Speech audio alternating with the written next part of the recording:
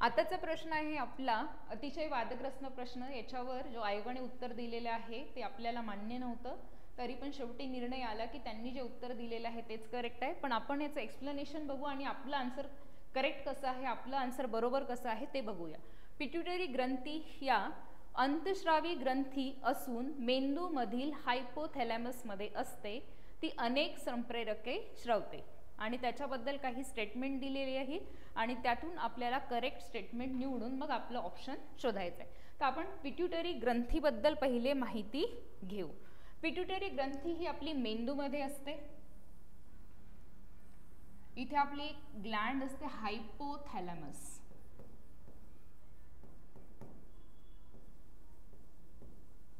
आता हायपोथॅलॅमसला कुठला मराठी शब्द नाही आहे आणि पिट्युटरी ग्रंथी त्याच्या खाली राहील.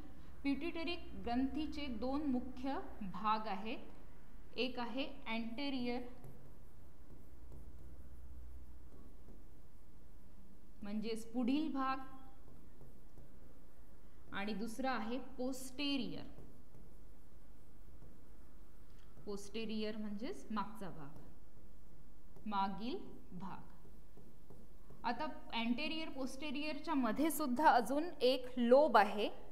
त्या लोबला आपण म्हणू इंटरमिडिएट लोब. याचं नाव घेऊ आपण इंटरमिडिएट लोब.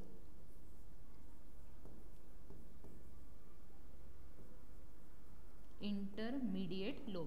तसं ह्युमन बीइंग मध्ये याचं काही खूप काम नाही आहे, तरी लोअर ॲनिमल्समध्ये जसे आपल्यापेक्षा खूप लहान ॲनिमल आहे त्यामध्ये इंटरमिडिएट लोब खूप सारं काम करते. आता आपण या दोनचे हार्मोन्स बघू, संप्रेरक बघू की अँटेरियरमध्ये आणि पोस्टेरियरमध्ये कुठले कुठले हार्मोन्स आहेत. पहिला आहे ग्रोथ हार्मोन किंवा याला आपण म्हणू सोमॅटोट्रॉपिक हार्मोन STH. ग्रोथ हार्मोन काय करतो तर ग्रोथ हार्मोन आपली जी वाढ आहे तो त्याच्यासाठी रिस्पॉन्सिबल असतो, जी हाडांची लांबी आहे. दुसरं सोमॅटो म्हणजे जे सोमॅटिक सेल्स असतात त्यांची किती वाढ व्हायला पाहिजे हे याच्यावर अवलंबून असतो. प्रत्येक हार्मोनमध्ये तुम्हाला ट्रॉपिक हा वर्ड दिसणार आहे, सोमॅटोट्रॉपिक. तर ट्रॉपिक म्हणजे काय की स्टिम्युलन्स, कुठल्या तरी गोष्टीला उत्तेजित करणे. तर पिट्युटरी ग्लँडमधून येणारे जितकेही संप्रेरक आहे ते दुसऱ्या ग्रंथींना टार्गेट करत असतात, त्यांना इन्फ्लुएन्स करत असतात आणि मग ते आपले कार्य सुरू करतात. आजकालही आपल्याला इन्फ्लुएन्सची खूप गरज असते. विदाऊट इन्फ्लुएन्स, विदाऊट मोटिवेशन आपले कामं होत नाही. पण मोटिवेशन किंवा इन्फ्लुएन्स हे स्वतःच्या आतमधून असलं पाहिजे, हे लक्षात ठेवायला पाहिजे.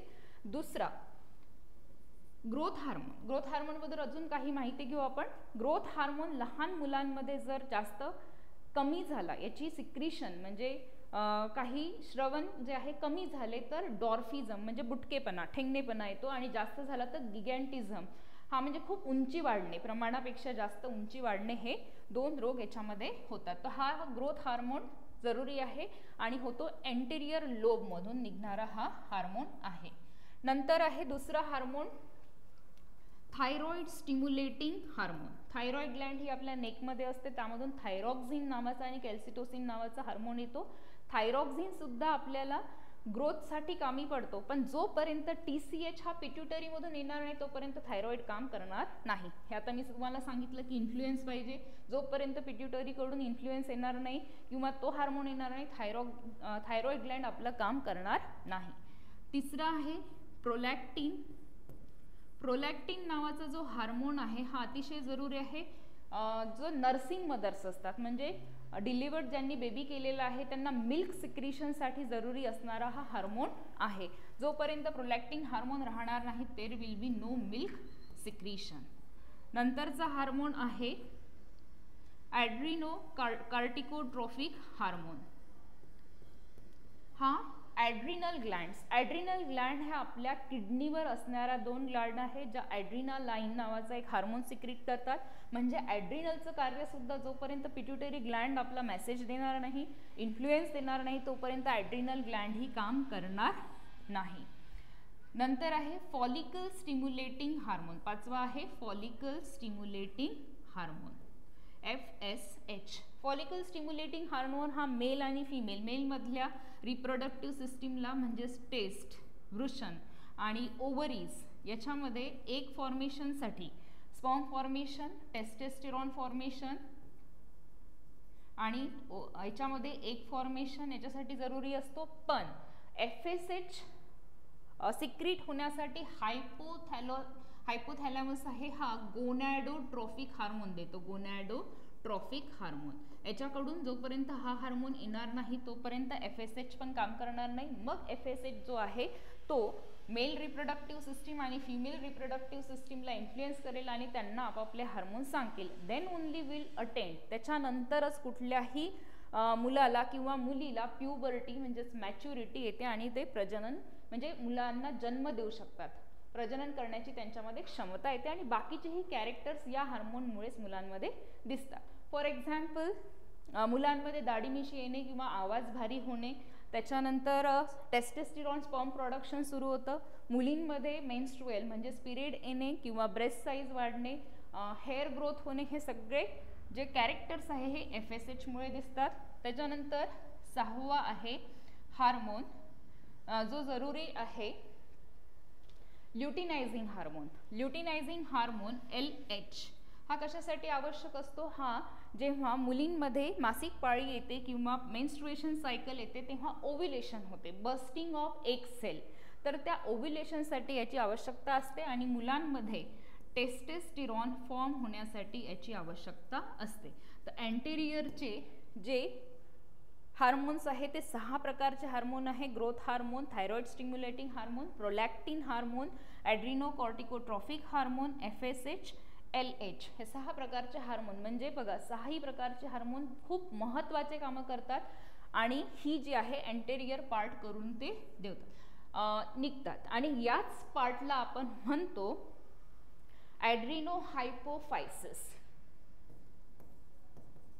ॲड्रिनोहायपोफायसिस इथे शब्द दिलेला आहे तुम्हाला आणि दुसरा शब्द आहे न्यूरोहायपोफायसिस. याला म्हणू आपण न्यूरोहायपोफायसिस. न्यूरोहायपोफायसिस. तर हा पार्ट आहे जो अँटेरियर आहे तो ॲड्रिनोहायपोफायसिस आहे आणि पोस्टेरियर पार्ट आहे जो न्यूरोहायपोफायसिस आहे. तर तिसरं स्टेटमेंट बघा तुम्हाला इथे दिसते, तिच्या पुढील भागाला न्यूरोहायपोफिसिस तर मागील भागाला ॲडिनोहायपोफिसिस म्हणतात.